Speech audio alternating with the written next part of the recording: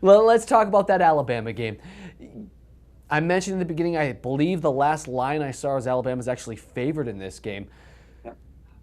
These are two teams that are definitely evenly matched. I don't think anybody saw Alabama's defense playing as well as they've been able to. However, they have given up a couple of big plays through some of their corners. That's one thing I've really noticed through them. But that offense is tough. Trent Richardson, the way that kid runs, I'm sorry, I don't care how tough your defense is.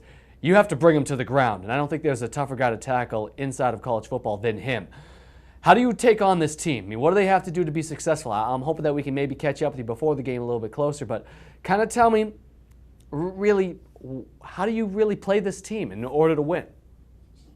Well, you hit the nail on the head with Trent Richardson right there. It's not just you have to defend him, you have to bring him to the ground. And that's, if not one of the most difficult things in college football to do right now. He's the real deal. He is another, going back to Mark Ingram, just another bruiser power back for Alabama.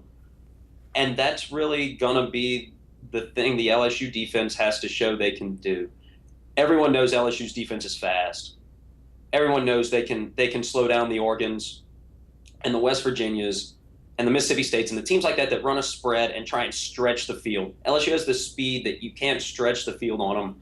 But LSU doesn't have the biggest linebackers in the country. And a power running game like Alabama is really going to test those backers and really going to test the second level of LSU to see how they tackle in the open field.